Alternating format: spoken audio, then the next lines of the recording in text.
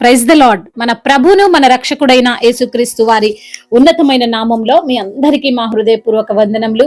మీరందరూ ఎలా ఉన్నారండి?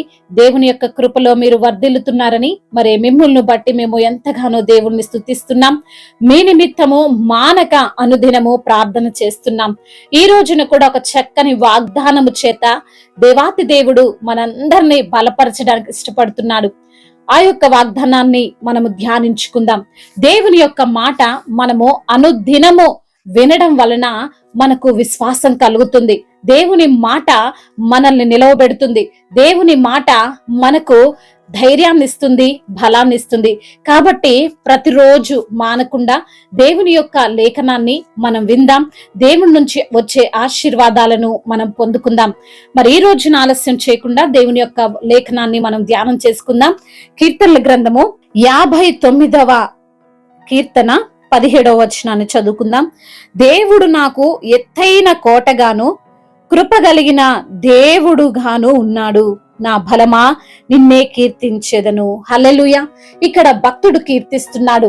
భక్తునికున్న విశ్వాసము దేవుడు తనకు కోటగా ఉన్నాడంట. హల్లెలూయా. దేవుడే తనకు కోటగా ఉన్నప్పుడు, దేవుడే తనకు బలముగా ఉన్నప్పుడు, దేవుడే తనకు కృప చూపే దేవుడుగా ఉన్నప్పుడు ఎవరైనా ధైర్యంగా జీవించగలుగుతారండి. ఎన్ని శ్రమలు వచ్చినా, ఎన్ని ఇబ్బందులు కలిగినా, ఎంత శోధనకరమైనటువంటి పరిస్థితులు ఏర్పడినా గాని వారు కృషించిపోరు. హల్లెలూయా. వారు సన్నగిల్లిపోరు, వారు బలహీన పడిపోరు, వారు ధైర్యంగా ఉంటారు. దేవుడే కోటగా ఉన్నప్పుడు ఎటువంటి శత్రువు దాన్ని దాటుకొని రాలేడు. దేవుడే కోటగా ఉన్నప్పుడు ఏ ఆపద నీ వద్దకు రాదు. దేవుడే నీకు కోటగా ఉన్నప్పుడు ఏవి కూడా నిన్ను హాని చేయవు. అవి ఎలాంటి పరిస్థితులైనా, మనుష్యుల మాటలైనా నిన్ను ఏమి కూడా చేయవండి. హల్లెలూయా. దేవుడు నీకు కోటగా ఉన్నాడు అని ఈరోజు దేవుడు వాగ్దానం చేస్తున్నాడు. మరి దేని గురించి భయపడుతున్నావో, దేని గురించి నువ్వు దిగులు చెందుతున్నావు, దేని గురించి నువ్వు నిరుత్సాహపడిపోతున్నావు? నాకెవరు లేరు, నాకు ఏ దిక్కు లేదు, నా తల్లిదండ్రులు లేరు, నేను అనాథను, నాకు భర్త లేడు, నాకు నా పిల్లలు అండగా లేరు అని ఈ రోజున నువ్వు బాధపడుతుంటే, భయపడుతుంటే దేవుడు చెబుతున్నాడు ఆయన నీకు కోటగా ఉన్నాడు. హల్లెలూయా. నువ్వు దేవుణ్ణి కీర్తించు, దేవుణ్ణి ఘనపరచు. ఆయన ఇచ్చినటువంటి వాగ్దానాన్ని రిసీవ్ చేసుకో.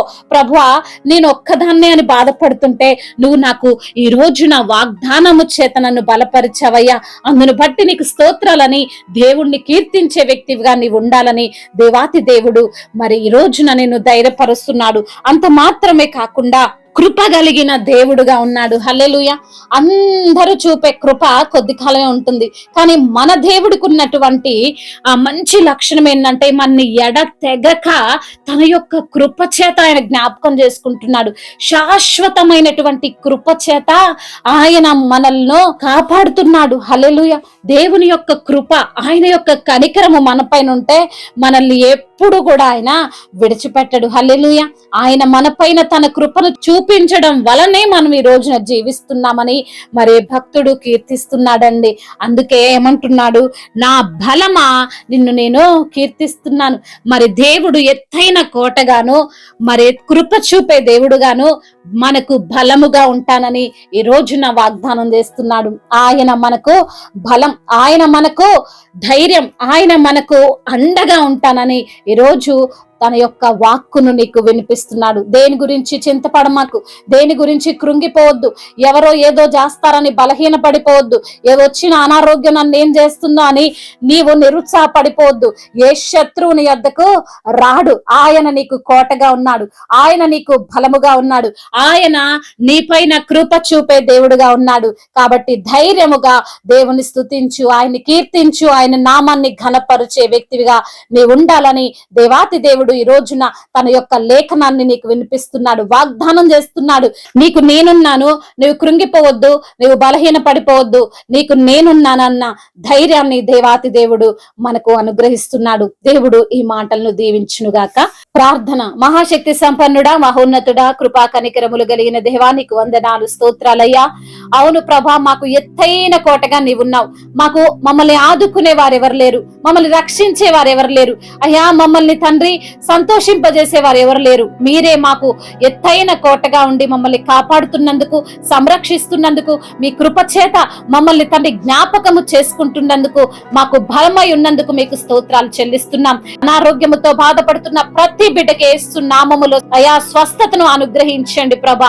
ఆర్థిక సమస్యలను దూరపరచండి, అప్పుల భారాల నుండి విడుదల దయచండి, ఉద్యోగ సమస్యల నుంచి విడిపించండి. ప్రయాణాల్లో ఉన్న ప్రతి బిడ్డకు మీరు తోడై ఉండండి. వారి వాహనము చుట్టూ మీ కంచెను, మీ కాపుదలను దయచండి.